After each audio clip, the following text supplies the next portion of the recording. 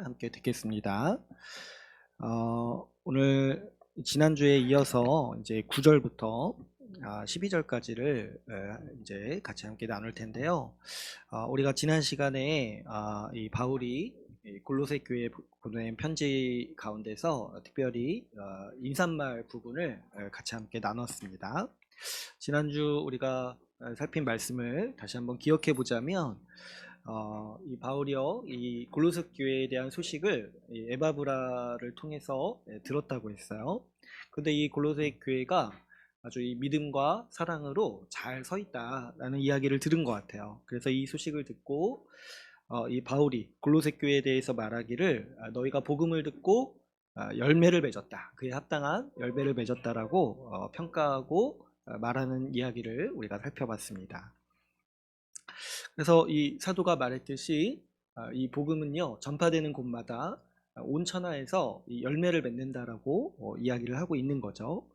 그랬을 때 이 말씀이 말하고 있는 복음의 열매가 이 세 가지가 있었어요. 우리가 잘 알고 있는 믿음, 소망, 사랑이 복음을 듣고 받아들이는 사람이 맺는 열매라고 했습니다. 그리고 우리 앞선 선배들도 이 부분을 잘 이렇게 묵상하고 또 설명했을 때 이 믿음과 소망, 사랑이 기독교의 요약이다, 우리 신앙의 유체다, 이렇게 설명하기도 했던 거죠. 그랬을 때 우리가 분명히 알아야 될 것은 이 복음이 우리 가운데 분명한 열매를 맺는다는 사실에 대해서 우리가 알아야 된다고 했어요. 왜 그러냐니까 우리가 오늘날 우리 교회 가운데 아주 심각한 오해 중에 하나가 뭐냐니까 복음을 듣고 믿어도 열매가 없을 수 있다라는 은연중의 생각을 우리가 하고 있다는 거예요. 그러니까 복음 듣고 믿어도 아무런 변화도 없고 열매도 없을 수도 있다, 이런 가능성을 우리가 생각을 하고 인정을 하고 이걸 뭐 노골적으로 말하진 않더라도 그런 마음들을 갖고 있다라는 거죠. 그랬을 때 왜 우리가 이렇게 생각을 하게 됐을까? 사도 바울은 그냥 이렇게 단순히 생각을 하는 거예요. 복음이 전파됐구나. 그래서 열매가 생겼구나. 그래서 어떤 교회가 잘 됐다라는 소식을 들으면 사도 바울은 단순히 이렇게 생각을 하는 거죠. 그 교회가 복음을 받아들였구나. 그래서 그 성도들이 정말 잘 살고 있구나, 이렇게 생각을 한다는 거예요. 근데 우리는 왜 자꾸 이렇게 열매가 없다, 이 복음을 들어도 열매가 없을 수 있다, 이런 생각을 하냐니까 자꾸 이 복음의 능력에 대한 확신이 없는 거예요. 확신이 없고, 그래서 복음 들어도 사람이 안 변하고 열매도 없다. 그러니까 복음 외에 다른 방식으로 좀 이렇게 사람을 변화시켜야 되고 교회 사람들을 좀 끌어모아야 된다, 이런 생각들을 우리가 은연중에 한다는 거죠. 또 한 가지 우리가 이 말씀을 딱 들을 때 또 우리가 또 진지하게 생각해 봐야 되는 것 중에 하나가 우리는 이 열매가 있다고 생각해도 어떤 걸 자꾸 생각을 하냐면 복음을 듣고 믿으면 됐다고 생각하는 거예요. 물론 이제 그 믿음도 굉장히 크죠. 근데 우리가 가만 보면 어떤 생각이 있냐니까 믿음, 소망, 사랑 중에 자꾸 믿음만 얘기한다는 거죠. 이 믿음만 있으면 된다, 소망이나 사랑은 없어도 된다, 이런 식으로 우리가 자꾸 이제 생각을 한다는 거예요. 그러니까 이게 굉장히 우리가 지금 생각하고 있는 바가 말씀이 말하고 가르치는 바랑은 완전히 다른 식의 방식으로 복음을 대하고 있는 우리의 태도가 있는 거예요. 그랬을 때 우리가 생각할 때 믿음이 전부다, 믿음이 전부고 믿음만 있으면 된다, 이렇게 생각을 하지만은 사실 말씀에서 설명하는 바는 아주 우리가 보기에는 생소한 방식으로 이 관계를 설명하고 있죠. 사도 바울은 어떻게 설명했다고 했어요? 복음을 들으면은 먼저 소망이 생긴다는 거예요. 소망이 생기고 그 소망 때문에 믿음도 자라고 사랑도 자란다는 거죠. 그렇기 때문에 우리가 이 부분을 생각을 해야 돼요. 소망이 그래서 중요하구나. 다 중요한데 왜 제가 또 이 소망에 대해서 말씀을 또 드리는 거냐니까 우리가 오늘날 살아갈 때 이 소망의 영역에서 굉장히 취약하고 잘 생각하지 않기 때문에 이 소망에 대해서 특별히 강조할 필요가 있다라는 거죠. 그래서 소망이 우리 삶에도 중요하고 우리 신앙에 있어서도 중요하다는 사실을 우리가 알아야 돼요. 이 소망으로 말미암아 우리 믿음도 자라고 우리 사랑하는 삶, 다른 성도를 사랑하는 삶도 자란다고 했어요. 그랬을 때 여러분, 우리가 간과하는 경향이 있는데 뭐냐니까 소망은요, 사실 우리 삶에 굉장히 중요한 역할을 차지하고 있다는 거예요. 왜 그러냐니까 여러분, 소망이라는 게 우리 현실에 의미를 부여하는 거예요. 우리가 삶을 살아갈 때 왜 사는가에 대한 문제를 계속 답해주는 게 이 소망의 영역이라는 거예요. 소망. 우리가 현실을 살아갈 때 힘들잖아요. 힘든 일들이 있을 때 이거를 왜 견뎌야 하는가? 이 경험에 대한 의미를 부여해 주는 게 이 소망의 영역이라는 거예요. 여러분, 제가 보니까 사람은요, 힘든 거는 참아도 의미 없는 거를 못 참는 거예요. 의미 없는 거. 그래가지고 아무리 힘들어도 이걸 내가 왜 힘든지 아는 사람은 그걸 버틸 수가 있어요. 그런데 힘들지 않아도 자기가 왜 사는지 모르는 사람은 그냥 일상도 힘든 거예요. 일상도. 그렇기 때문에 이 소망의 영역이 굉장히 중요합니다. 그래서 사람마다 이거를 내가 소망이라고 얘기하지 않지만은 자기 삶을 버티기 위해서 자기 마음속에 품는 소망이 다 있다고 했어요. 그런데 그걸 굳이 구태여 소망이라고 이름 붙이지는 않아요. 그런데 그런 거죠. 미래에 내가 뭐가 기대할 바가 있기 때문에 지금 참고 견디는 것들 있잖아요. 그런 게 사실은 다 이 소망의 영역인 거예요. 근데 왜 자꾸 소망이라고 이름 붙이지 않냐니까, 그 사람들이 생각하기에도 소망이라고까지 말하기에는 좀 민망한 것들이 있는 거예요. 제가 지난 시간에 말했다시피 사람들이 지금 이 삶을 참고 버티는 목적이 뭐고 이유가 뭐냐는 거예요. 제가 한번 숙제 내드렸죠. 저기 직장 동료한테 한번 물어보라고 했잖아요. 왜 사냐고 이렇게 한번 물어보라고 했잖아요. 해보신 분 있으세요? 실제로는 하지 마시고 좀 분위기가 좋을 때 한번 물어보세요. 왜 사냐? 왜 사냐 했을 때 대부분 말하는 게 어떤 거겠습니까? 안정된 삶을 얻기 위해서 산다는 거예요. 근데 이것도 이제 제가 좋게 좀 포장한 거고, 좀 노골적으로 말하자면은 우리 사회에서 안정된 삶을 담보하는 몇 가지가 있죠. 뭐 이렇게 부동산이라든가, 뭐 자산이라든가, 뭐 주식이라든가, 뭐 코인이라든가, 뭐 재테크라든가, 이런 것들이 사실은 우리가 이제 뭐 돈 좋아한다, 돈 욕심이 있다, 이런 것도 있지만은 어떤 게 크냐니까 소망의 영역이 큰 거예요. 결국에는 내가 미래에 안정된 삶을 얻을 거라는 그 소망 때문에 지금 이렇게 살고 있다는 거예요. 근데 이제 이게 이루기가 어려우니까 또 어떤 유형도 있다고 했어요. 이런 이제 이루기 어려운 유형들을 포기하고 그냥 자포자기하는 심정으로 잠깐의 만족에 소망을 두는 사람들도 있다고 했어요. 그래서 이제 소확행이라고 하고, 그렇게 이제 약간의 이제 작은 만족으로 자기 삶을 영위하려고 하는 삶의 방식도 우리 시대에 있다는 거예요. 그래서 이제 이 잠깐의 만족, 뭐 소비라든가 유흥으로 그냥 그 순간을 버티는 거예요. 그 순간순간을 버티는 거예요. 근데 이제 그 사람들도 알아요. 이게 짧다는 게 알아요. 이 만족이 짧다는 걸 알기 때문에 어떻게 해요? 계속해서 다른 소비, 다른 유흥을 찾아가려고 이렇게 노력하는 것들이 이런 방식의 소망의 유형이라는 거예요. 그런데요, 이걸 가지고 버티는 사람들, 이거 가지고 버티는 사람들도 구태여 여기에다가 내 소망이다라고 이름 붙이지 않는다는 거예요. 왜 그러냐니까 자기들도 본질적으로 알아요. 이게 얼마나 허약한 소망인지 안다는 거예요. 이런 소망들은 굉장히 연약하다고 했습니다. 그래서 이제 소망이라고 이름 붙이기도 사실은 민망해요. 왜 그러냐니까 어떤 거는 확신이 없어요. 이룰 수가 없어요. 제가 지난주에도 말씀드렸잖아요. 경제적 안정이라는 거, 이런 거 다 허상이고 가짜라는 거예요. 이룰 수가 없어요.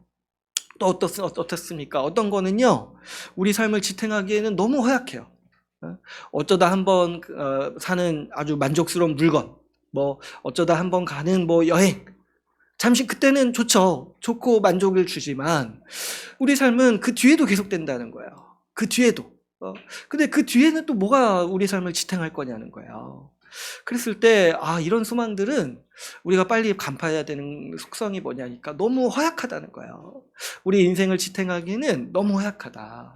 그래서 우리 신자로서 아주 확신해야 되고 우리가 붙들어야 되는 게 뭐냐니까, 오늘 이 본문 말씀에서도 그렇고 또 이 골로새서 말씀에서 우리에게 말하는 소망을 붙들어야 돼요.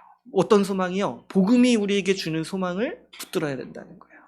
이게 우리의 구원이에요, 여러분. 뒤에서도 제가 말씀을 드리겠지만 우리는 소망으로 구원받은 거예요. 하나님이 우리에게 소망 주신 것 자체가 우리의 구원이라는 거예요. 그래서 그 소망이 어떤 거라고 했습니까? 복음이 약속하는 소망에 대해서 우리가 분명히 알아야 된다고 했어요.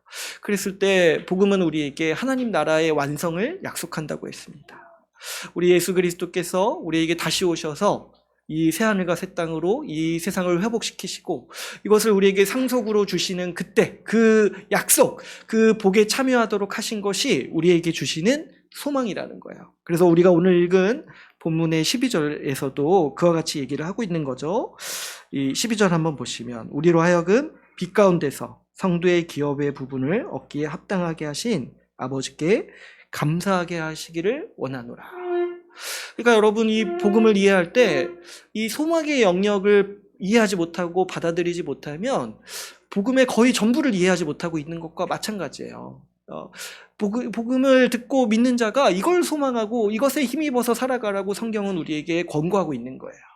아버지께서 우리에게 성도의 기업의 부분, 상속을 주시기로 약속하신 것을 믿고 그것을 의지하고 그 소망을 의지하고 살아가라고 우리에게 약속을 하신 거죠. 그랬을 때 우리가 또 기억해야 되는 게 있다고 했어요. 사실 생각을 해보면 우리 주님 언제 오실지를 몰라요. 이거 좀 약간 야속한 게 금방 오신다고 했는데 벌써 2000년이 지났어요. 또 우리 인생이 이게 둘 중에 하나인 거예요. 내가 죽든가 주님 오시든가. 이 둘 중에 하나인 거예요. 내가 죽어서 그 소망의 영역에 가든가 주님이 오시든가. 그렇게 보면 되게 심플하죠. 단순한데 문제는 우리 삶이 그래도 계속 된다는 거예요. 그랬을 때 그럼 우리 주님께서 우리의 연약함을 아시고 사실 여러분 우리는 1년 기다리라고 해도 힘든 사람들이에요. 1년 기다리라고 해도. 근데 우리 주님이 우리 연약함을 아시고 우리가 매년 소망해야 되고 매 순간, 매 달, 매일, 매년 소망해야 되는 이 복음이 주는 구체적인 소망도 우리에게 주셨다는 거예요. 그래서 그게 뭐라고 했습니까? 우리 주님을 더 알아가는 거라고 했어요. 복음이 주는 우리에게 주는 소망. 이게 이제 오늘 우리 본문 말씀의 주제인데요. 우리가 평생 동안 꿈꾸고 소망하고 기뻐하고 또 기대해야 되는 바가 뭐냐면 우리 주님을 알아가는 거라는 거예요. 우리 주님을 알아가는 일에 우리의 복이 있고 기쁨이 있고 우리 삶의 능력이 있다는 거죠. 그래서 우리 주님을 알아갈수록 또 모두 기대할 수 있다고 했어요. 나도 더 성화하고 우리 주 예수 그리스도를 더 닮아가고 우리가 나이를 먹고 연륜이 쌓이고 성숙해질수록 우리 인격이 더 거룩해져 가는 그런 삶도 우리가 기대할 수 있다고 했죠. 또 하나 또 뭐를 소망할 수 있다고 했습니까? 교회를 소망할 수 있다고 했어요. 왜 그러냐니까 하나님께서 그 교회를 왜 우리에게 주셨냐니까 미래에 완성될 하나님 나라를 미리 우리에게 누리라고 우리 교회를 주셨다고 했어요. 그때 우리가 누릴 그 복이 어떤 건지 미리 체험하고 미리 경험하고 그래서 그 복을 미리 누려서 기뻐하기도 하지만 또 한편으로 뭐도 있다고 했어요. 그 나라에서 살아가는 연습을 우리 교회를 통해서 하는 거예요. 그래서 이 교회를 통해서 이 하늘의 복, 완성된 하나님 나라의 복을 미리 맛보게 되기를 소망해야 된다고 했어요. 교회가 성숙하고 더 완전해질수록 뭐냐니까 천국을 더 닮아가는 거예요. 천국에서의 삶을. 그랬을 때 우리가 이 땅에서 살아가면서 완성된 하나님 나라를 미리 맛볼 수 있다라면 그게 얼마나 또 큰 복이고 우리가 기대해야 될 바겠습니까? 그래서 우리가 교회가 더 성숙해지고 완성되기를 항상 소망하고 그러기 위해서 우리가 또 살아가야 된다라고 우리가 지난 시간에 이 소망의 영역에 대해서 같이 함께 나눴습니다. 이제 오늘 우리가 살펴볼 본문 이 9절에서 11절도 지난 시간에서 이어가지고 계속해서 어떤 얘기를 하고 있냐니까 복음을 듣고 믿어서 우리가 얻는 열매에 대해서 계속해서 이제 이야기를 하고 있습니다. 지금 이제 9절에 보시면 이 사도가 이게 골로새 교회를 향해서 기도를 하고 있어요. 날마다 골로새 교회를 위해서 기도하고 있다는 거예요. 근데 이제 어떤 기도를 뭘 구하냐니까 그 10절에 보면은 이런 말이 또 나오죠. 열매를 맺게 해달라고 기도를 하고 또 있다는 거야. 그러니까 앞에서도 지금 이제 이 골로새 교회가 소망, 믿음, 사랑 이 열매를 맺었는데 그렇게 얘기를 하는데 지금 사도가 골로새 교회를 향해서 기도하는 게 뭐냐니까 더 열매를 맺게 해달라고 기도를 하고 있다는 거예요. 더 열매를 맺게 해달라고. 그랬을 때 여러분 이 부분을 제가 그냥 지나치지 못하는 이유가 있는데 왜 그러냐니까 여러분 우리가 그 생각을 해야 돼요. 복음이 얼마나 풍성한 열매를 맺는가 그 생각을 해야 돼요. 믿음, 소랑, 사랑, 열매 맺었으니까 다 됐다. 바울이 지금 이렇게 생각 안 하고 있는 거예요. 뭐냐니까 복음은 더 열매를 맺는다는 거예요. 더 열매를 맺는다는 거예요. 믿음, 소망, 사랑뿐만 아니라 더 열매를 맺어서 우리 삶을 풍요롭게 하고 우리 삶을 영광스럽게 한다는 거예요. 그렇죠. 예수님도 여기에 대해서 말씀을 하셨어요. 예수님 말씀에 요한복음 15장 5절 말씀에 이렇게 말씀을 하셨어요. 나는 포도나무요, 너희는 가지라. 그가 내 안에, 내가 그 안에 거하면 사람이 열매를 많이 맺나니. 이렇게 말씀하셨어요. 그러니까 여러분, 복음은 우리에게 왔을 때, 우리가 복음을 받아들였을 때 그 복음 자체의 능력으로, 우리 주 예수 그리스도의 능력으로 우리 삶에 풍성한 열매, 많은 열매를 맺는 역사가 있다라는 거예요. 그렇기 때문에 주님이 우리에게 주신 이 복음의 능력이 크다라고 우리가 이해할 수 있는 거죠. 여러분, 그렇게 생각하지 말라고 했죠. 이 복음 믿어도 아무런 변화 없을 수도 있다. 아무런 열매 없을 수도 있다. 이렇게 생각하지 말아야 돼요. 또 더 나아가서 여러분, 우리 신앙이라는 게, 우리 삶이라는 게요, 복음 믿고 그냥 겨우겨우 내 인생 그냥 내 믿음 그냥 겨우겨우 지켜가는 그런 식의 어떤 자기만 이렇게 지키는, 자기 신앙만 지키는 그런 인생이 아니라는 거예요. 그런 인생을 살라고 우리에게 복음 주신 게 아니라 이 복음을 통해서 더 풍성한 열매를 맺어서 아주 영광스럽고 아주 풍족한 인생을 살라라고 우리에게 복음을 들려주셨다는 거예요. 그래서 우리가 이걸 알아야 돼요. 복음의 능력이 어디까지 일하는가 했을 때, 복음은 우리에게 풍성한 열매를 맺어주는구나. 우리 삶을 풍성한 열매를 맺으라고 하나님이 우리에게 복음의 씨앗을 심으셨구나. 이거를 우리가 알아야 하는 거죠. 그래서 지금 사도 바울은 이미 이 골로새 교회에 열매가 있다라고 이제 얘기를 하지만 지금 기도 제목이 뭐예요? 날마다 간절히 기도하는 제목은 더 맺어야 된다. 그러니까 복음은 능히 그렇게 할 수 있는 능력이 있기 때문인 거죠. 그래서 더 맺어야 되는 열매에 대해서 몇 가지를 더 얘기를 하고 있습니다. 그래서 오늘 이제 12절까지 살펴볼 텐데, 오늘은 이제 시간 관계상 11절까지만 볼 거예요. 네. 제가 진짜 많이 생각합니다. 시간을 많이 생각해요. 아무튼 11절까지 이렇게 볼 건데, 먼저 이제 기도 제목이 뭡니까? 우리 그 9절에 보시면 먼저 얘기하는 기도 제목이 뭐예요? 하나님의 뜻을 아는 것으로 채우게 하시고, 하나님의 뜻을 알기를 바란다라고 기도하고 있는 거죠. 근데 이제 오늘 본문을 보면은 이게 이제 계속 반복이 돼요. 10절에서도 보면은 끝에 어떻게 얘기를 합니까? 하나님을 아는 것에 자라게 하시고. 그러니까 지금 사도 바울이 간절히 이 교회를 향해서 원하는 열매가 뭐냐니까 하나님을 더 알기를 원한다. 하나님을 더 알아가라. 이렇게 얘기를 하고 있는 거죠. 그러니까 우리가 복음을 듣고 하나님에 대해서 알았어요. 복음이 우리가 하나님을 아는 가장 분명한 빛이고 가장 분명한 지식이에요. 근데 지금 사도 바울이 말씀하는 바가 뭐냐니까 복음을 듣고 안 사람이요 열매 맺어가는 게 뭐냐면 그 하나님을 그 이후에도 지속적으로 더 알아간다는 거예요. 더 알아간다는 거예요.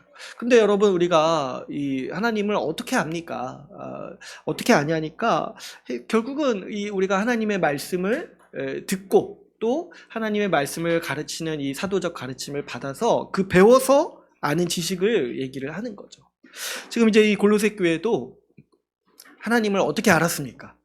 어떻게 알았어요? 자기들 막 스스로 깨우쳤어요? 아니면 막 묵상하다가 깨달았어요? 그렇게 알았다고 하지 않죠. 우리가 이제 앞서 읽은 9절에서는 우리 7절에서 보면은 이렇게 얘기를 해요. 에바브라에게 너희가 배웠다 얘기해요. 너희가 배웠다.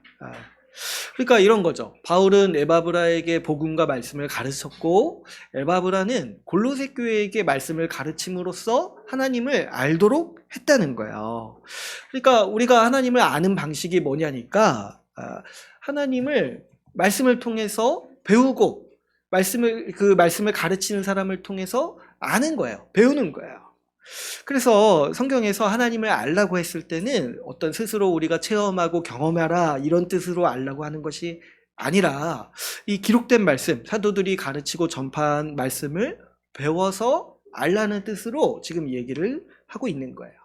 근데 이제 우리 교회 분들은 대부분 이렇게 제가 얘기를 할 때 동의하실 거예요. 근데 왜 제가 이 말씀을 굳이 이렇게 드리냐면은 이 골로새에서의 주제 중에 하나가 좀 여기에 있어요. 하나님을 우리가 어떻게 아냐고 했을 때 스스로 깨우쳐서 아는 게 아니라 배워서 안다는 거예요. 말씀을 듣고 배워서 하나님을 안다는 거예요. 근데 왜 이런 걸 강조를 하냐면 성경 당시 시대에도 그렇고 지금 우리 시대에도 어떤 혼란과 오해가 있냐면 우리가 하나님을 스스로 깨우쳐서 알 수도 있다라는 식의 방식을 고수하는 사람들이 있다는 거예요. 근데 이제 사도 바울이 얘기하는 게 뭐냐면 골로새서 이제 후반에서 중후반에서 얘기하는 게 뭐냐면 그런 것들이 이교도라는 거예요. 이교도. 다른 신앙이라는 거예요. 다른 신앙. 우리는 하나님을 어떻게 아냐니까 말씀을 듣고 배워서 안다는 거예요. 그래서 우리 수련회 때도 우리 그 엄목사님이 잠깐 그 얘기 한번 하셨는데 불교랑 기독교가 다른 거. 불교는 설명을 안 해준다잖아요. 어떻게 하는 거예요? 그냥 자기가 스스로 눈 감고 깨우쳐야 돼요. 그러니까 누가 가르쳐 줄 수가 없는 거예요. 그 도를 아십니까 했을 때 그 도를 모른다고 해서 알려주는 게 아니라는 거예요. 그냥 너 스스로 깨우쳐서 득도해야 되는 거예요. 득도. 그래서 배워서 득도한다고 하지 않고 스스로 득도한다고 하는 거예요. 근데 우리는 이제 득도라는 표현을 안 쓰죠. 왜 그러냐니까 우리는 하나님을 알 때 배워서 알 수 있다라고 믿기 때문에 그런 거예요. 기록된 말씀을 듣고 배우면은 하나님을 알 수 있다. 이게 이제 우리의 방식이고 지금 이제 그래서 사도 바울이 기도할 때 너희가 하나님을 알기를 원한다. 알아갈 수 있다. 그래서 배워라. 이렇게 기도를 하고 있는 거죠. 그랬을 때 오늘 본문은 사실 이 부분에 대해서 굉장히 큰 강조를 하고 있는 거예요. 다른 얘기도 있지만은 이걸 계속 강조를 하잖아요. 하나님의 뜻을 알아가라. 하나님을 더 알아가라 했을 때 여러분 이게 뭐냐니까 이 우리의 소망이기도 한 거예요. 아까 이제 처음 시작할 때도 말씀드렸다시피 우리의 소망의 영역의 큰 부분이 뭐냐면 우리가 하나님을 더 알아가는 것이 우리의 기대고 소망이고 기쁨의 영역인 것이고 또 이것이 우리가 복음 믿고 살아갈 때 지속적으로 맺는 열매라는 거예요. 하나님을 더 알아가는 거. 두 번째로 또 어떤 얘기를 하고 있냐면 10절에 보시면은 이런 얘기를 하고 있어요.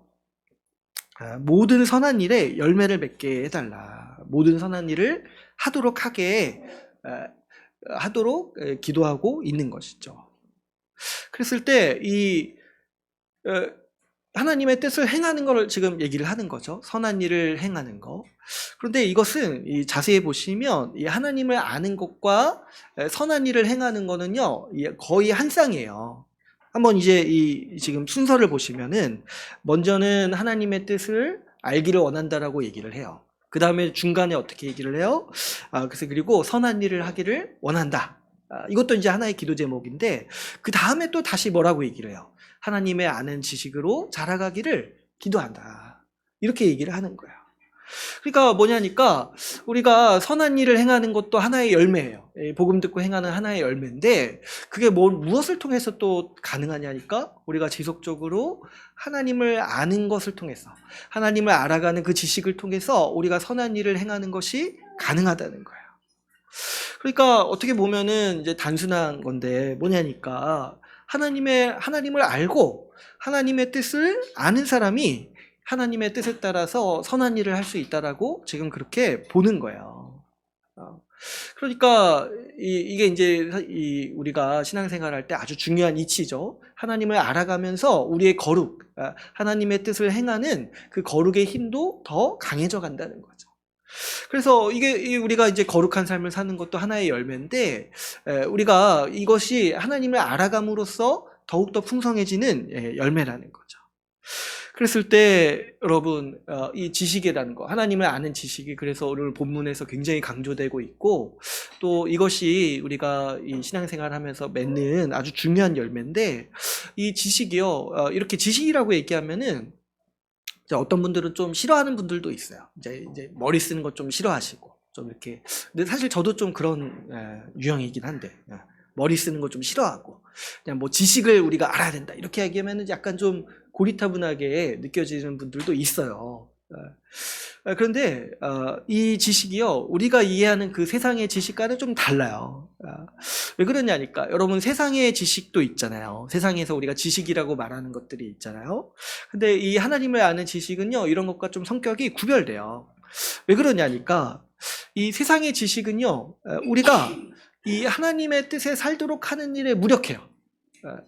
또 그뿐만 아니라 세상의 지식이요, 어떤 문제가 있냐면 우리의 삶을 바꾸고 우리가 선을 행하도록 사는 일에 좀 약하다는 거예요.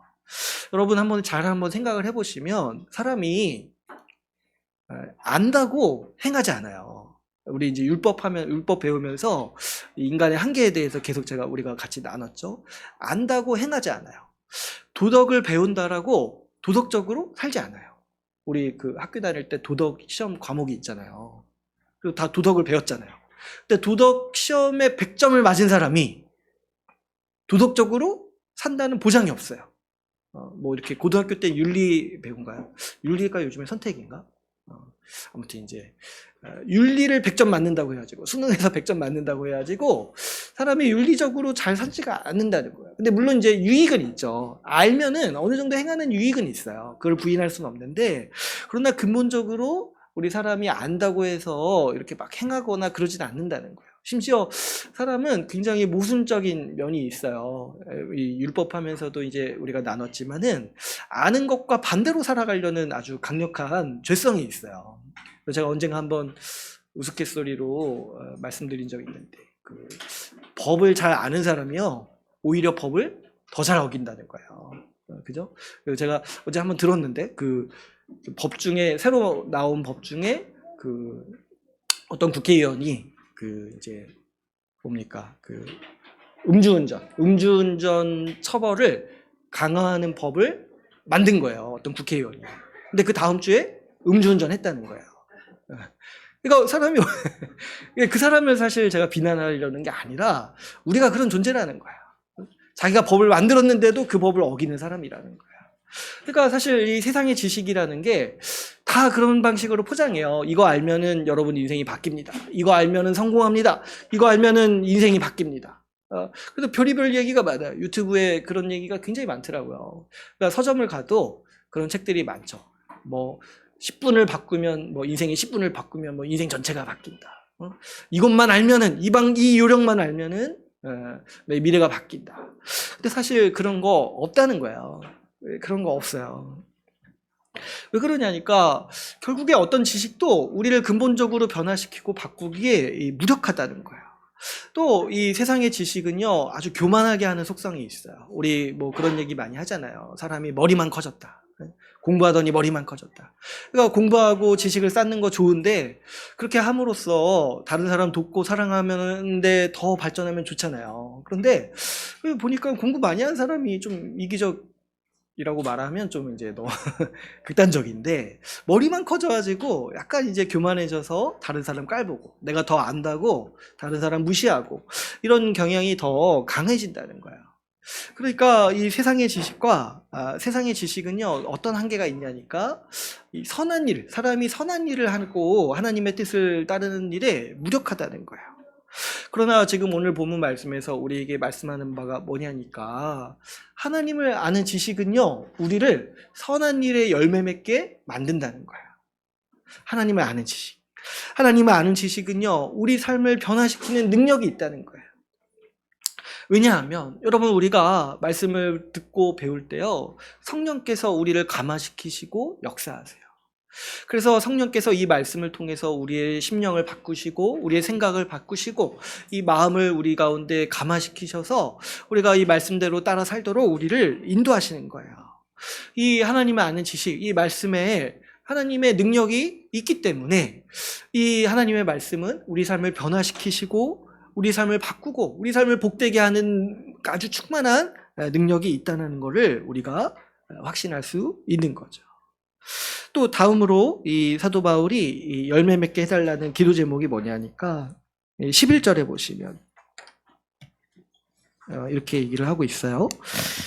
그의 영광의 힘을 따라 모든 능력으로 능하게 하시며, 이렇게 되어 있어요.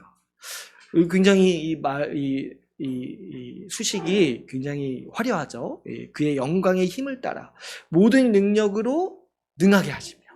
근데 이제 이게 기도 제목이 아니라 이렇게 해서 뭘 이루게 해달라는 거예요. 근데 이제 이걸 좀 더 의미를 좀 더 잘 살린 번역이 새 번역인데 새 번역을 제가 한번 읽어드릴게요. 이렇게 얘기를 하고 있는 거예요.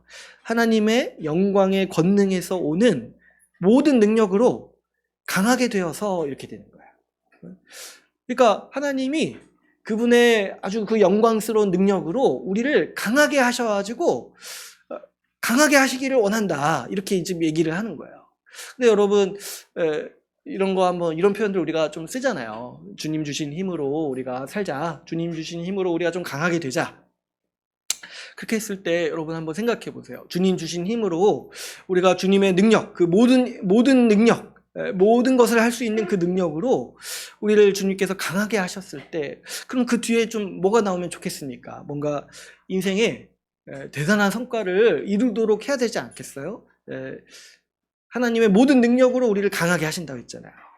그래서 아주 큰 일을 우리가 이루고 뭐 목사에게는 뭐 하나님이 능력 주셔가지고 아주 교회를 단번에 부흥시키고 뭐 이렇게 아주 성령의 역사가 아주 크게 일어나게 하고 뭔가 대단한 일이 일어날 것처럼 이렇게 얘기를 하는 거예요 지금. 그런데 그 뒤에 이 우리를 강하게 하셔서 일어나는 일이 뭐라고 지금 설명을 하냐면 뒤에 보시면 또 어떻게 얘기하고 있어요. 11절에 능하게 하셔서 기쁨으로 모든 견딤과 오래 참음에 이르게 하시고 이렇게 돼 있어요. 그게 뭐냐니까 하나님이 우리를 강하게 하셔서 우리에게 모든 능력과 힘을 주셔가지고 강하게 하셔가지고 뭐를 이루도록 하시냐니까 우리를 인내에 이르도록 하신다는 거예요. 그래서 우리가 인내하도록 하시는 게 이 우리가 복음 듣고 하나님의 모든 권능과 능력으로 우리를 만들어 가시는 우리의 모습이라는 거예요. 인내를 이루도록 하시는 거. 그래가지고 처음에 이거 읽을 때 좀 이상하다 생각을 한 거죠. 아니 모든 능력으로 강하게 하셔서 뭔가 더 많은 능력을 주시면 좋겠는데 인내를 이루도록 하신다는 거예요. 인내. 근데 이제 자세히 보면은 이게 굉장히 초월적인 능력이라는 걸 알 수 있어요. 왜 그러냐니까 지금 인내에 이르게 하시는데 뭐와 함께 인내에 이르게 하신다는 거예요. 기쁨과 함께 기쁨으로 인내에 이르게 하신다는 거예요. 그러니까 사실 그냥 인내하는 것도 힘든데 우리가 기뻐하면서 인내하도록 하신다는 거예요. 이게 여러분 복음 듣고 믿는 사람, 하나님을 더 알아가는 사람의 열매라는 거예요. 열매. 그리고 또 어떤 사람의 모습이라는 거예요. 하나님의 그 권능과 힘을 받아서 강해진 사람의 모습이 뭐냐니까 뭐 이렇게 대단한 일을 이루고 인생에서 성공하고 이런 게 아니라 인내라는 거예요. 기쁨으로 인내하는 것이 하나님이 우리를 빚어가시는 사람의 모습이라는 거예요. 그렇죠. 그래서 생각을 해보니까 인내가 이 복음의 열매라는 거를 또 우리가 이 말씀을 통해서 안다는 거죠. 그랬을 때 이 인내에 대해서도 좀 잠깐 생각을 해볼 필요가 있는 거죠. 여러분 인내 참 요즘 우리에게 많이 없는 덕목인 것 같아요. 인내. 그죠? 그래서 인내. 그쵸. 우리가 왜 그러냐니까 이 기술이 발전해가지고 우리가 기다리는 힘이 많이 약해졌어요. 우리는 기다릴 수가 없어요. 그쵸. 이제 보니까 택배도 보면은 옛날에는 다음날 와도 굉장히 빠르다 생각했는데 요즘엔 뭐 당일 택배가 있어요. 당일 딱 주문하면 당일에 와요. 그러니까 우리가 그만큼 기다리는 게 굉장히 약해요. 약해하고 인내하는 것도 그래서 굉장히 약하죠. 그러니까 우리 그냥 현대인이 인내라는 덕목 자체가 사실은 굉장히 약한 거죠. 그래서 우리 뭐 이렇게 뭐 했을 때 5분만 잘 안 돼도 굉장히 화가 나고 정말 그 감정이 복받쳐 오르는 경험들을 저도 하고 우리가 다 그렇지 않습니까? 그러니까 이 인내라는 게 우리한테는 얼마나 또 굉장히 초월적인 능력인지를 생각을 해봐야 돼요. 근데 이 지금 성경 말씀이 우리에게 권고하는 게 뭐냐니까 우리 신자의 삶에 있어서는 반드시 인내가 필요하다는 거예요. 왜 그러냐니까 이 우리의 소망이요. 우리가 가지고 있는 소망이 이 세상의 소망이 아니라 하나님이 주시는 하늘의 소망이기 때문에 우리에게 인내가 반드시 필요하다는 거예요. 우리 말씀 한 구절 한번 살펴볼까요? 우리 로마서 8장 24절에서 25절 말씀 한번 보겠습니다.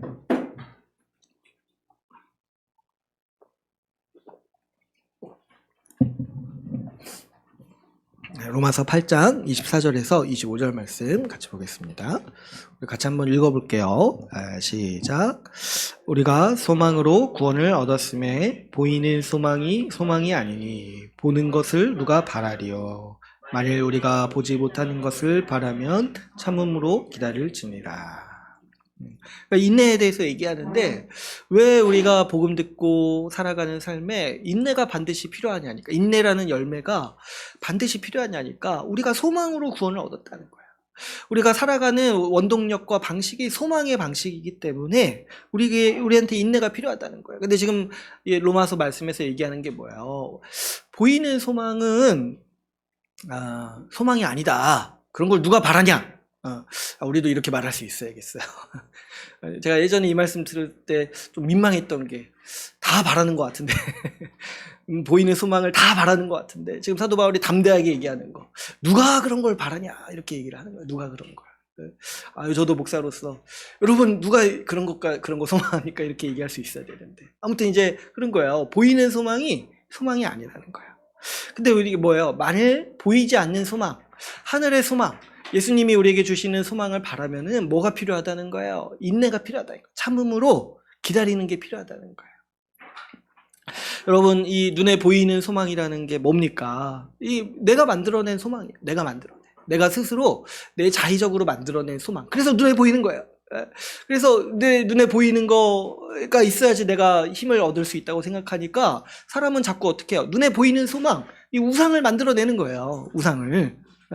그래서 눈에 보이는 소망, 이거 내가 만들어낸 소망을 내가 만들고 그걸 또 의지해서 내가 살아가는 거예요. 이게 이제 정확히 그 우상 숭배의 작동 원리랑 똑같죠. 내가 만들어내는 거예요. 내가 만들어내서 내가 눈에 보이는 거 그거 확신하고 그거 의지하면서 산다는 거예요. 그런데 여러분, 이 눈에 보이는 소망을 만들어낸 사람은 인내하지를 않아요. 왜 그러냐니까, 내가 만들어낸 소망을 이루려면은 내가 그 일을 이루기 위해서 내 전략을 생각해내야 되고 내 힘을 써야 되고 내 노력을 쏟아 부어야 된다는 거예요. 그렇죠. 앞에서 제가 소망에 대해서 얘기할 때 요즘 사람들이 소망으로 삼는 것들, 뭐 부동산이라든가 자산이라든가 뭐 이렇게 하여튼 뭐 그런 것들, 이런 게 내 소망이에요. 그러면 어떻게 해야 되겠어요? 이게 나한테 올 때까지 참고 기다려야 돼요? 그게 아니죠. 열심히 그거 얻기 위해서 내 인생을 투자하고 살아야 되잖아요. 그러니까 인내하지 않는 거예요. 그것을 얻기 위해서 힘쓰는 인생으로 살아가는 거죠. 근데 우리는 어떠냐니까, 우리의 소망은 하나님이 우리에게 주시는 거라는 거예요. 하나님이 우리에게 주시는 거. 여러분, 우리가 궁극적으로 기대하고 바라는 바가 뭐냐면 하나님이 일하시는 거예요. 하나님이 일하셔서 우리를 복되게 하시고, 하나님이 일하셔서 우리에게 그 하늘의 충만한 복을 주시기를 기대하고 고대하는 거예요. 그래서 우리의 인생의 모든 궁극적인 문제의 해결은 뭐냐면 기다리는 거예요. 인내하는 거예요. 하나님이 일하시고 역사하시기까지 우리는 기대하는 거예요. 크게는 주님 다시 오실 때까지 기대하고 소망하고 기다리는 거예요. 그래서 인내하는 거예요. 더 구체적으로 우리 삶의 각계 상황에서는 우리의 모든 삶의 문제의 해결 가운데 주님이 역사하시고 기다리고 주님이 바르게 인도하시기까지, 주님이 복된 길로 인도하시기까지 우리는 인내하고 참는 거예요. 그래서 이게 우리의 삶의 방식이라는 거예요. 하나님께 우리 인생의 주도권을 드리고 하나님께서 우리 삶을 복되게 인도하실 것을 소망하면서 지금 이 시간 우리가 참는 거예요. 기대하는 거예요. 인내하는 거예요. 이게 우리가 신자로서 살아가는 방식이라는 거죠. 그랬을 때 여러분 생각을 해보면 우리 삶 자체가 이런 인생인 거예요. 하나님이 일하실 것을 기대하고 그래서 그것을 소망하고 바라는 거예요. 여러분 생각을 해보시면 복음이 전파됐을 때 언제 어떻게 열매 맺을지 우리는 잘 몰라요. 왜냐하니까 열매 맺게 하시는 분도 하나님이신 거예요. 우리는 단지 어떻게 하냐니까 복음의 씨앗을 뿌리고 이것을 열매 맺게 하시는 하나님의 역사를 기다리는 거예요.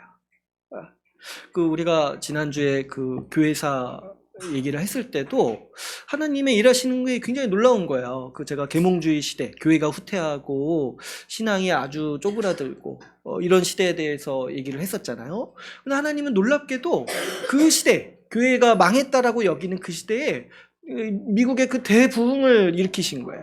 하나님께서. 그러니까 언제 어떻게 우리가 일할지 몰라요, 하나님께서. 그러니까 근데 이게 우리가 사는 방식이라는 거죠. 하나님이 놀랍게 일하시는 그 때를 소망하고 그것을 우리가 바라면서 사는 거예요. 그래서 이게 우리가 통제할 수 없고, 하나님의 일하심을 우리가 통제할 수 없고 계산할 수 없고 또 예측할 수도 없어요. 요한복음 3장 8절에서 예수님께서 이렇게 얘기를 하십니다. 바람이 임의로 불매 내가 그 소리는 들어도 어디서 와서 어디로 가는지 알지 못하나니 성령으로 난 사람도 다 그러하니라. 그러니까 우리가 바람이 부는데 바람이 불었다는 건 알지만 그것이 어떻게 생겨났고 어디서 왔고 어디로부터 오는지 계산하고 통제하고 알 수가 없다는 거예요. 하나님의 일하심도 마찬가지라는 거예요.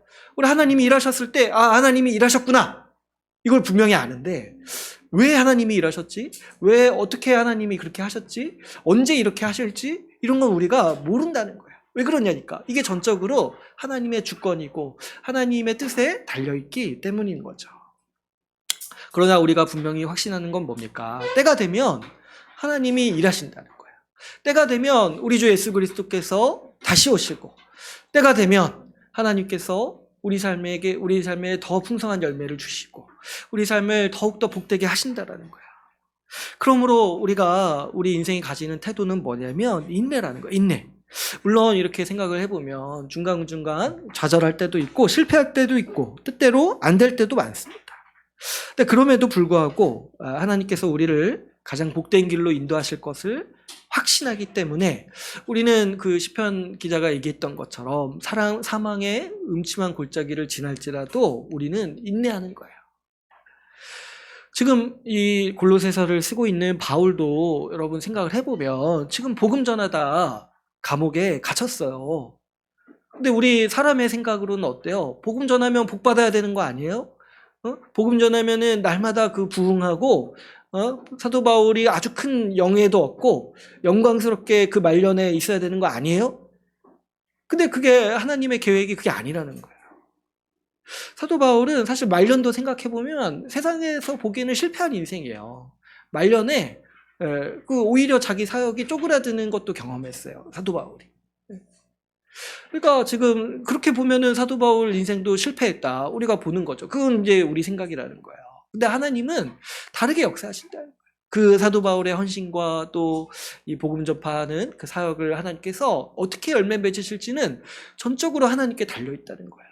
근데 지금 2000년이 지난 뒤에 누가 사도 바울이 실패했다라고 말할 수 있습니까? 하나님이 그 사도 바울의 사역을 가지고 어떻게 열매 맺었는지 우리 지금 대한민국 24년에 이 말씀 듣고 배우고 있는데 지금 누가 사도 바울이 실패했다 이렇게 말하냐는 거예요. 그랬을 때 이 하나님이 열매 맺고 일하시는 방식은 놀랍고 우리 생각과 우리 계획을 뛰어넘는 거예요.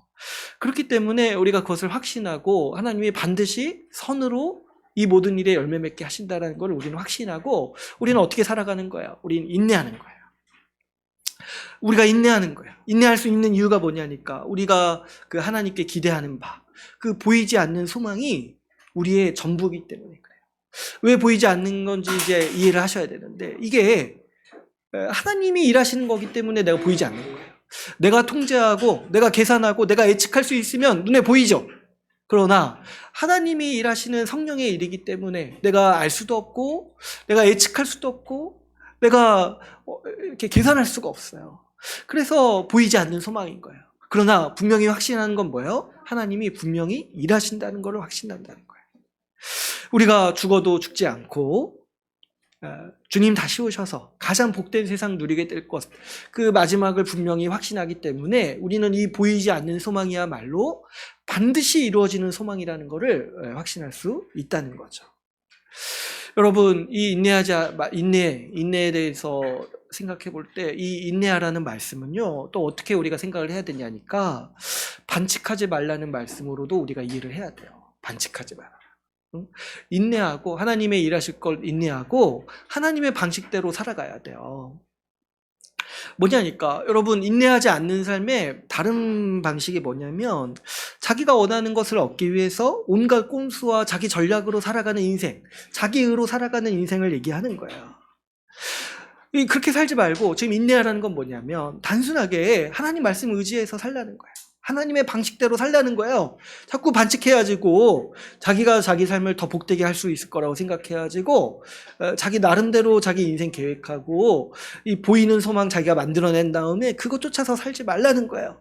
그게 뭐냐니까 반칙이라는 거예요. 하나님의 방법을 무시하는 것이고 하나님이 일하실 것에 대한 확신 없이 확신을 하지 않고 그냥 자기 마음대로 소망을 만들어내가지고 언제 하나님이 그런 거 약속했습니까, 여러분? 언제 하나님이 예수 믿으면 이 땅에서 경제적으로 안정을 누릴 거라고 언제 그런 약속이 있냐는 거예요. 왜 약속하지 않은 것들을 그냥 자기가 그래 하나님이 주실 거야 막연히 이렇게 해가지고 그 보이는 소망으로 그렇게 살려고 하냐는 거예요. 그렇게 하지 말라는 거예요. 그렇게 하지 말고 인내해라. 하나님이 주시는 복 인내해라. 그 주시는 거 확신하고 인내해라. 우리 인생 망할 수도 있어요. 그러나 인내하라는 거예요. 끝까지 인내하라는 거예요. 그럼 뭐가 있다는 거예요? 우리 주님 다시 오셔서 우리에게 주시는 하나님 나라의 완성된 복이 있다는 거예요. 이거 믿고 하나님이 우리 삶을 가장 복되게 인도하신다는 거 확신하고 하나님의 방식대로 살라라고 우리에게 권면하는 거죠. 여러분, 좀 더 구체적으로 말씀을 드리고 싶어요. 우리 시대에도 그렇고 교회사에서는요, 인내하지 않는 교회들이 있었어요. 뭐냐니까 복음 전하고 말씀 가르치는 것으로 사람들을 끌어모을 수 없다고 생각을 해가지고 이것으로 사람이 변하지 않는다고 생각을 해가지고 다른 방법들을 사용했던 교회들이 있었어요. 인내하지 않는 거예요. 복음 전하고 그 복음으로 사람들 변하고 사람들이 오기까지 기다려야 되는데 인내하지 않고 다른 방법을 사용하는 거예요. 다른 방법을 사용해서 사람을 변화시키고 다른 방법을 사용해가지고 사람들 더 끌어모을 수 있다. 이렇게 생각했던 교회들이 있던 거예요. 그래가지고 지난주에도 나눴지만 어떤 방법들이 막 개발됐다고 했어요. 사람의 감정을 조작하고 사람의 의지를 조작하는 거. 이런 거 요즘에는 이제 가스라이팅이라고 그런 표현 쓰는데 그게 뭐냐니까 어떻게든 결단하지 않을 수 없는 분위기를 만들어가지고 어떻게든 정말 그 감동적인 분위기 만들어서 눈물 한번 쏟게 만들어가지고 교회 오면 은혜 받았다 이렇게 말하게 만드는 거. 근데 여러분 생각해보면 사람이 우는 거는 여러 가지 이유가 있다는 걸 알아야 돼요. 여러 가지 이유가 있어요. 사람이 우는 거는 은혜 받아서 우는 게 아닐 확률이 커요.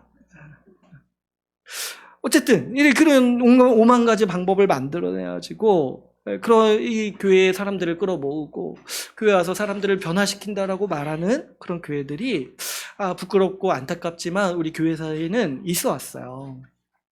교회를 부흥하고 발전시키기 위해 하나님의 방법, 하나님을 알아가고 그 복음과 말씀으로 하는 것이 아니라 다른 방법을 사용하는 사람들이 있습니다.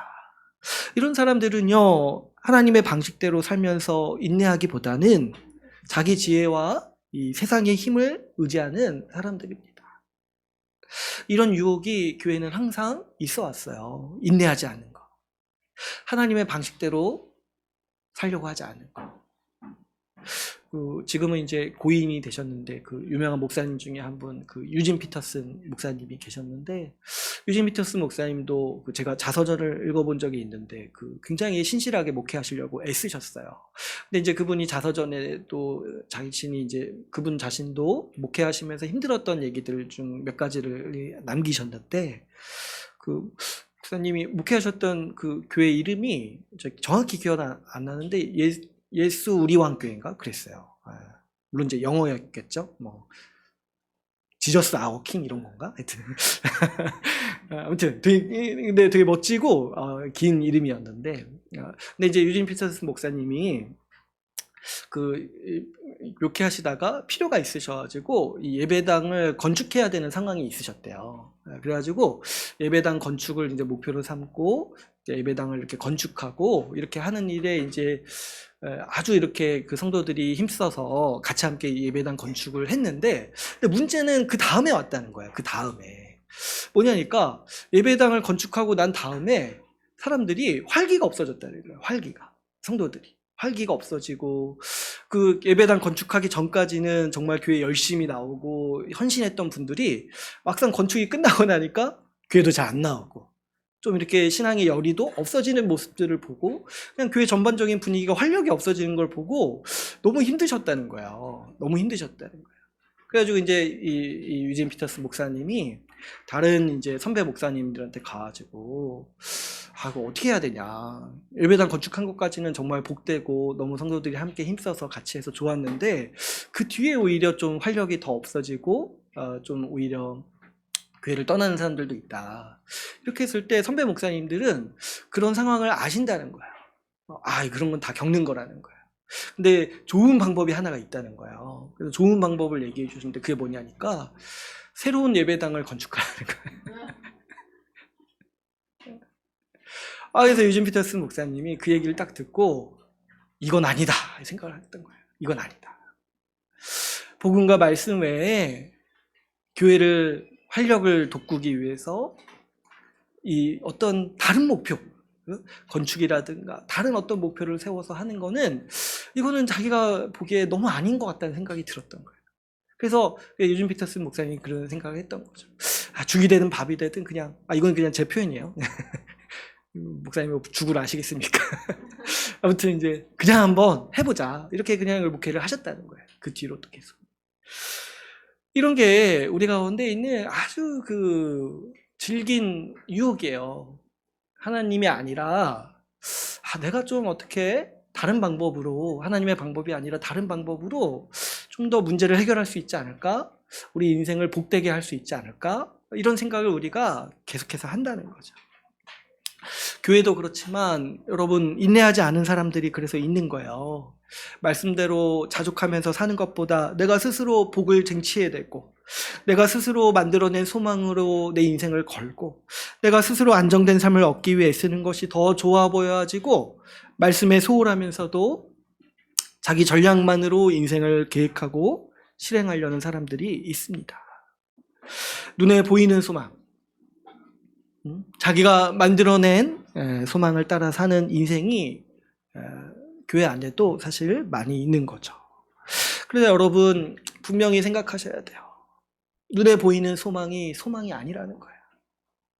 여러분 한번 생각해 보세요. 그 유진 피터스 목사님 그 교회에서 일어났던 것처럼 그 예배당 건축하는 일 사실 우리도 생각해 보면 어마어마한 일이고 또 그 목적도 거룩한 일이잖아요. 근데 사람이라는 게 예배당 건축하고 나서도 뭐가 있냐니까 허무하다는 거예요. 그 뒤에가. 그게 인간이라는 거예요. 그 어마어마하고 거룩한 일, 그거를 이뤄냈어도 그 뒤에 우리 인생이 있는데 그것 때문에 살기는 허무하다는 거예요. 그래서 다른 목사님들이 어떻게 조언했다는 거야. 또 다른 예배당을 건축해라. 그러니까 교회도 이런 일에 시달리는데 우리 인생은 얼마나 더 그러겠습니까? 눈에 보이는 소망만 쫓다가는 결국에 우리 인생에 남는 건 허무예요. 허무. 다른 목사님들이 또 다른 예배당을 건축해라 이렇게 조언했듯이 우리에게도 계속해서 그런 유혹이 드는 거예요. 다른 물건을 사라. 다른 집을 사라. 다른 차를 사라. 이런 끊임없이 눈에 보이는 소망에 약속하는 거짓 그 안식에 휘달리다가 허무함만 남는 것이 우리 인생의 끝이라는 거예요. 여러분 우리가 분명히 분별하고 알아야 돼요. 하나님 없이 살아가는 인생은 결국에 저주받은 인생이에요.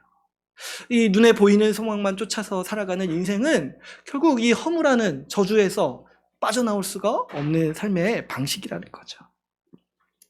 그러므로 여러분 우리는 이 하나님의 방법을 신뢰해야 됩니다.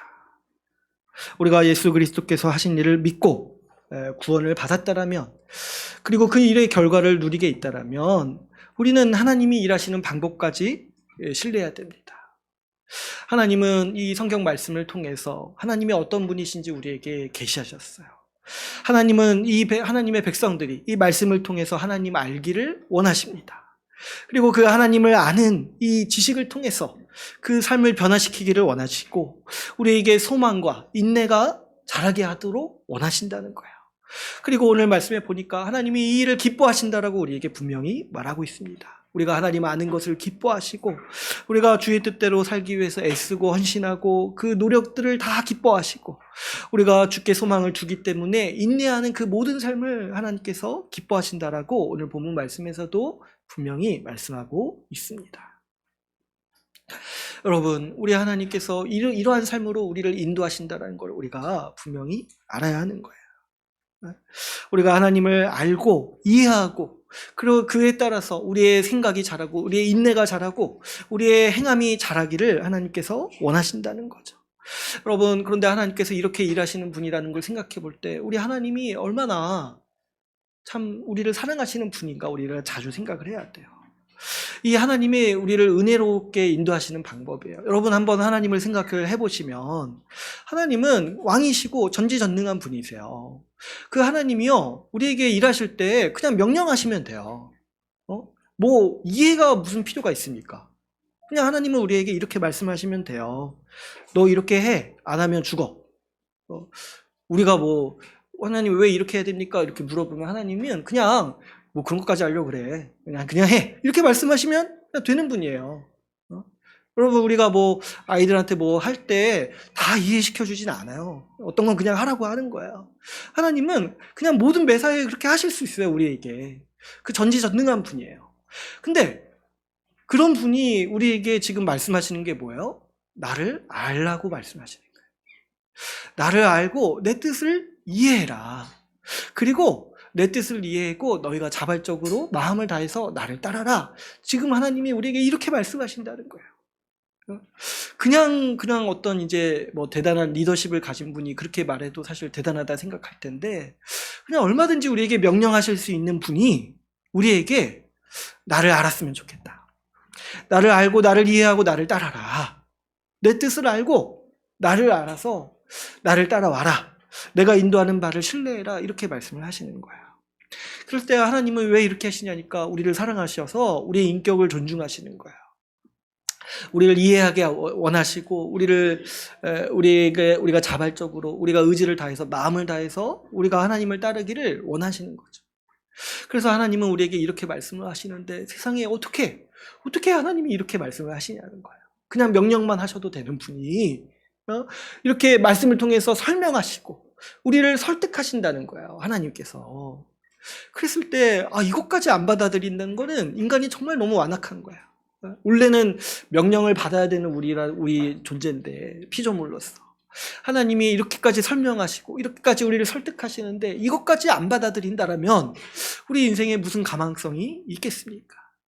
하나님이 말씀으로 통치하신다는 의미가 여기에 있어요. 우리의 인격을 존중하신다는 거예요. 그래서 우리가 하나님을 전적으로 알고 전적으로 신뢰해서 따르기를 원하시는 거죠.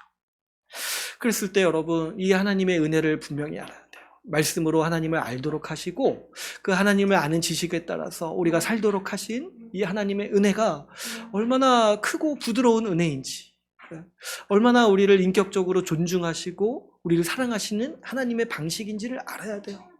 이랬을 때 어떤 사람은 분명히 배우기를 거절하고 이해한 다음에도 거절할 거예요. 근데 하나님은 그것까지도 용인하신다는 거예요. 우리의 인격을 존중하시기 때문에. 그랬을 때 여러분, 우리 하나님의 이 선하신 인도하심과 우리 하나님의 이 복된 방식을 우리가 알아지고 우리가 더 하나님 아는 거, 말씀을 배우고 말씀을 통해서 하나님 알아가기에 더 힘써야겠습니까? 하나님 말씀을, 이 하나님의 선하신 뜻을 알아지고 말씀을 배우기에 우리는 정말 힘을 다해야 돼요. 우리 구절을 한번 다시 보시면은 하나님의 뜻을 아는 것으로 채우게 하시고 이렇게 말하는데, 무엇으로 하나님의 뜻을 알기를 원하냐니까 보면은 신령한 지혜와 총명으로, 모든 신령한 지혜와 총명으로 하나님의 뜻을 알라라고 얘기를 하는 거예요. 모든 신령한 지혜와 총명. 그러니까 우리의 모든 지성과 힘을 다해서 하나님을 알아야 된다는 거예요. 먼저는 이걸 얘기해요. 신령한 지혜. 근데 이제 우리 한글 성경에서 신령하다는 거는 뭐의 번역이라면 성령의 번역이에요. 성령의 번역. 그러니까 성령의 지혜를 얘기를 하는 거예요. 그렇죠. 이게 반드시 필요해요. 이게 이제 앞에서 제가 말씀드렸던 그 세상의 지식과 완전히 다른 측면인데, 세상의 지식은 머리 좋은 사람이 쉽게 익혀요. 그런데 하나님을 아는 지식은 성령의 도우심이 없이는 아무리 머리가 좋아도 단순한 진리도 깨달을 수가 없다는 거예요. 이 성령의 조명과 인도하심을 따라서 우리는 하나님을 아는 지식을 얻을 수가 있다는 거죠. 그래서 우리는 이렇게 말할 수 있습니다. 결국에 성령 받은 사람만이 하나님의 뜻을 알고 하나님을 알 수 있다라고 우리는 말할 수 있어요. 아무리 지각이 뛰어난 사람이라 할지라도 성령 받은 어린아이가 하나님을 아는 것보다 모를 수 있어요. 성령이 없다라면. 여러분, 우리가 오늘날 어떻게 성령 받았는지를 확신하고 알 수 있냐니까, 말씀 듣고 이해하면은 그게 성령 받았다라는 가장 확실한 증거라고 했어요. 말씀을 읽고 이해하고 말씀을 듣고 이해하면은 그게 성령 받았다라는 확실한 증거예요. 여러분, 이게 굉장히 기적적인 일인데 성령 받지 않았다라면은 지금 이 시간 버티는 것도 힘들어요. 뭐 버틴다고 표현하면 안 되지만 이 시간에 있는 것도 힘들고 말씀을 듣고 이해하는 것도 힘들어요. 아주 단순한 말씀도 성령 받지 않았다라면은 아무리 뭐 박사학위가 있거나 뭐 세상에 뭐 아주 출중한 지식이 있어도 이 성경 한 구절도 이해하기가 힘든 것이 이 하나님을 아는 지식의 특징입니다. 그래서 우리가 지금 성령을 통해서 말씀을 듣고 성령을 통해서 말씀 배우고 있다. 그러니까 우리가 지금 DBS하고 말씀 나누고 묵상하고 이 모든 일들이요, 이게 은혜의 결과인 거예요. 은혜의 결과. 이 성령을 우리가 받은 것 때문에 우리가 이 말씀을 듣고 이해할 수가 있게 되었다는 거죠. 근데 이제 제가 몇 사람이 아니라 이제 목회를 하면서 또 신앙생활을 하면서 관찰하면서 어떤 일들이 있다는 걸 알았냐면은, 신자라고 해도 성령을 근심케 한다라면 이 하나님을 아는 지식에 무력할 수 있다는 사실을 보게 되는 거예요. 뭐냐니까, 신자인데 예수님 믿은 거는 맞는 것 같은데 너무 오랫동안 성령에 반하는 삶을 사는 거예요. 너무 오랫동안. 그러다 보니까 말씀을 들었어도 이해하지 못하고 오히려 반발심도 생기고 오히려 아주 딴소리를 하게 되는 거죠. 말씀 듣고 들었어도 그거를 받아들이지 못하고 이해하지 못하는 일들이 있는 거예요. 신자 가운데서도 그런 것처럼 보이는 순간들이 있다는 거를 많이 좀 보게 되는 거죠. 그런 면에서 여러분, 성령 받은 신자라고 해도 주의해야 될 면이 있는 거예요. 신자라고 해도 성령을 근심하게 하고 성령이 인도하시는 삶을 지속적으로 거부한다면, 지속적으로 그 삶에 불순종하는 삶이 있다라면 그 아주 뚜렷하게 나타나는 증상 중에 하나가 뭐냐면 말씀을 멀리하는 거예요. 말씀을 멀리하는 거. 말씀을 공부하고 읽는 일들을 가볍게 여기는 태도라든가 그런 생각이 심중에 있다라면 그것이 성령이 근심케 하는 일의 결과라는 것을 우리가 분명히 알아야 되는 거죠. 그래서 사실 뭐 요즘에 말씀 잘 안 들린다, 뭐 설교 잘 안 들린다 이렇게 말할 때 이거는 아주 중증이라는 감각이 있어야 돼요. 이게 중증이에요, 여러분. 여기까지 왔으면 돌이키는 게 굉장히 힘들어요. 돌이키는 게. 그 말씀 안 들리기까지 얼마나 수시로 성령을 무시하면서 살아왔겠습니까? 그러니까 이런 증세에 대해서 우리가 주의해야 되고, 우리가 어떤 걸 우리가 신자로서 예민하게 깨워서 감각을 키워야 되냐니까, 여러분, 말씀에서 멀어지게 만드는 모든 환경과 상황을 경계해야 돼요. 말씀에서 멀어지게 만드는. 우리 RA 토레이라는 그 교회사에서도 유명하신 분이 있어요. 근데 이분은 약간 특이하신 분인데, 이제 뭐냐니까 이 부흥 사역을 하셨던 분이에요. 그러니까 우리로 따지면은 이제 성령 사역도 하시고 부흥 사역도 하셨던 분이에요. 이분이 이제 그 집회를 하실 때 그 성령의 역사라든가 은사가 굉장히 많이 나타나고, 그래서 그 한 중간에서 이 사역을 하시고 인도하셨던 분인데, 이분이 이런 얘기를 하셨어요. 어떤 상황이라든가 어떤 일이요, 하나님의 인도인지 악령의 인도인지 어떻게 파악을 하냐 했을 때 분별할 수 있는 좋은 방법이 뭐냐면, 어떤 일이 있은 뒤에 내가 하나님의 말씀을 사랑하는 마음에서 조금이라도 멀어졌다라면은 그거는 악한 영의 인도라는 거예요. 어떤 일이 일어나고 어떤 사건을 경험했을 때, 어떤 환경에 갔을 때 우리가 그것을 하나님의 인도인지 악령의 인도인지 어떻게 구별하자니까, 이분이 아주 확신하면서 얘기하는 게 뭐냐면, 하나님의 말씀을 향한 내 태도를 보라는 거야.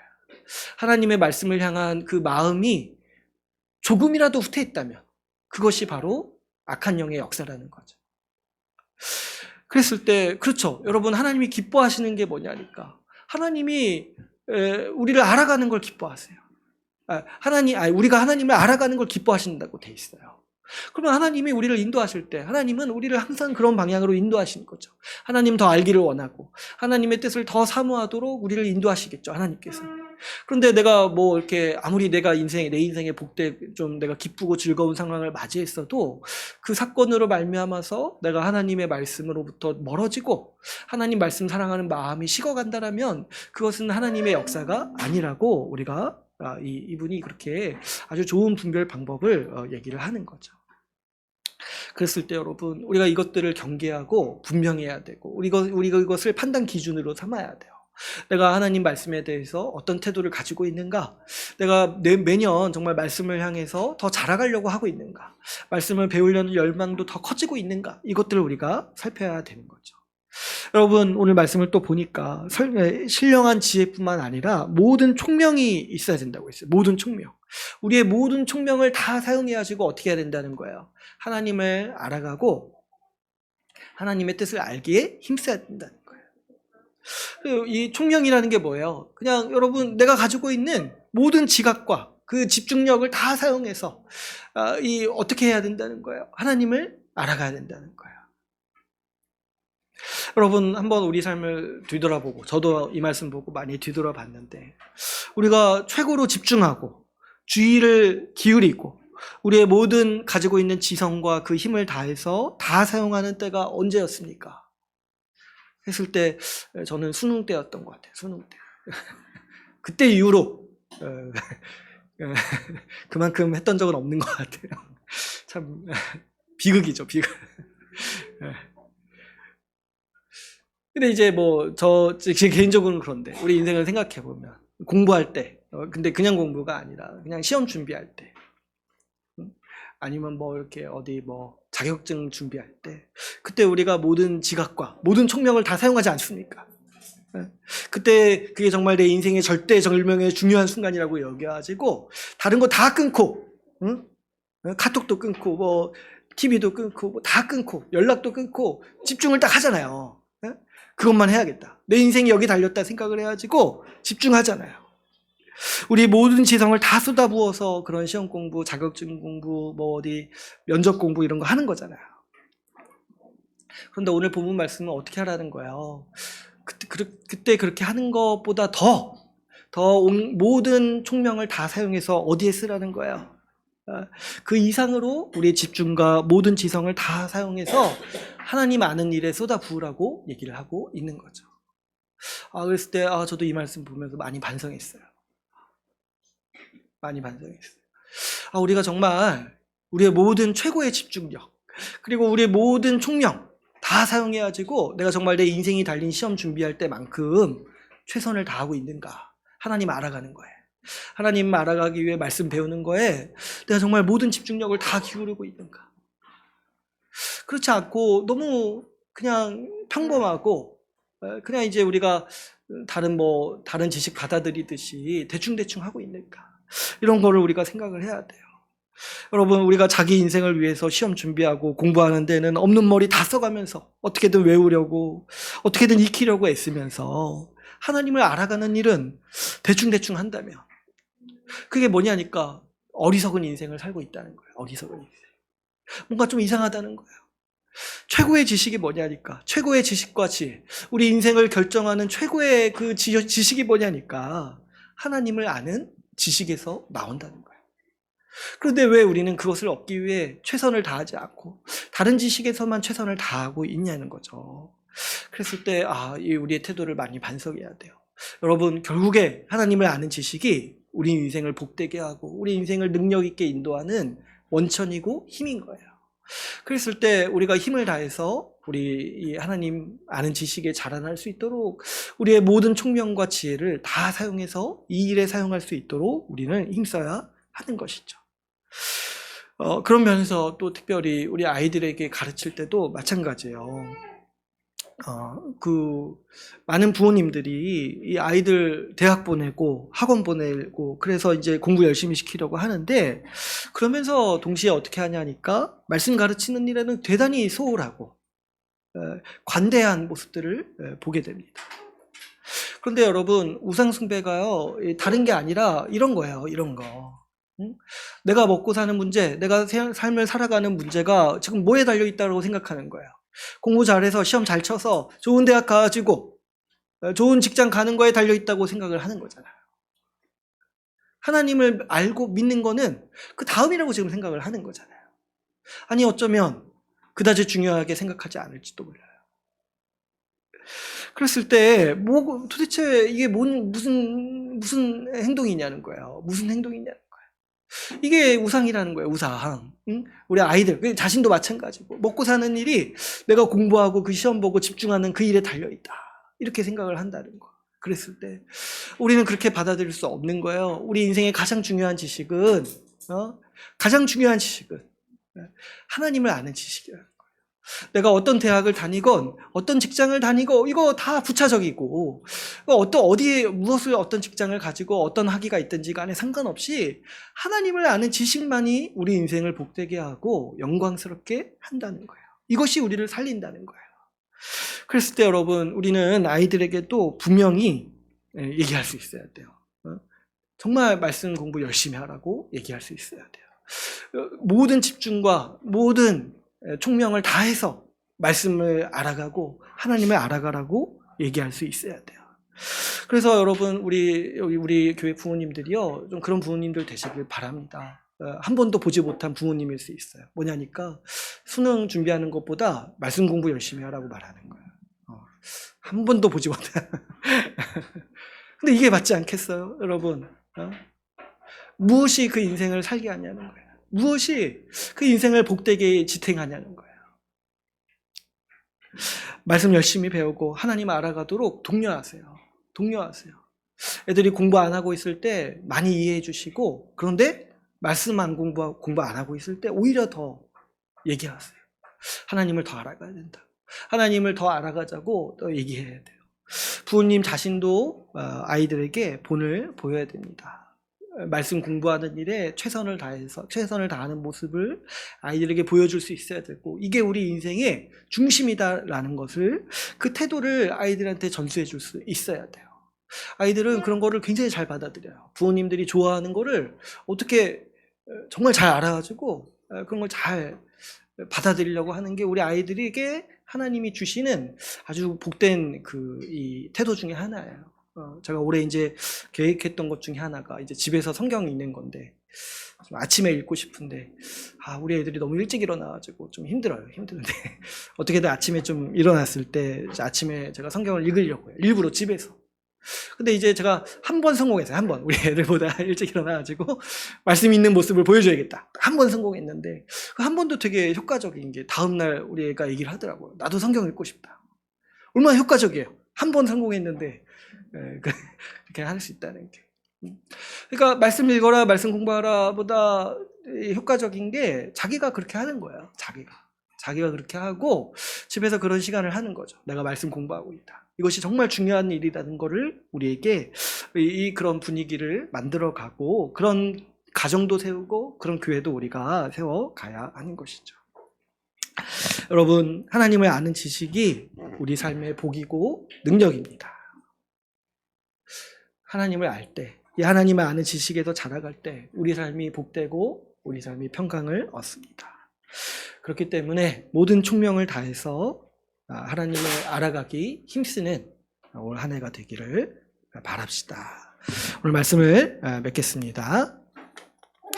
오늘 우리 본문 말씀은 믿음과 소망, 사랑의 열매를 맺은 교회가 더 맺어나가야 할 풍성한 열매가 있다라고 우리에게 가르치고 있습니다. 하나님을 더 알아가야 된다라고 우리에게 강조하고 있습니다. 하나님을 더 알아서 주의 뜻을 행하는 사람이 되고, 하나님을 더 알아서 소망 가운데 인내하는 사람이 되라고 우리에게 권면하고 있습니다. 여러분, 우리 주님께서 우리에게 복음을 주시고 우리가 열매 맺기를 기대하십니다. 왜냐하니까 이 복음의 능력이 이 모든 일들을 다 할 수 있기 때문인 거죠. 우리가 이 복음의 능력을 신뢰하면서 우리 삶에도 이런 열매들이 합당하게 맺어진다는 걸 확신하면서 살아갑시다. 복음을 우리에게 주신 하나님께 합당한 열매를 맺으면서 우리가 하나님을 기쁘시게 하는 우리 주의 나라 교회가 되기를 간절히 소망합니다. 우리 말씀을 마치고 같이 기도하는 시간 갖도록 하겠습니다.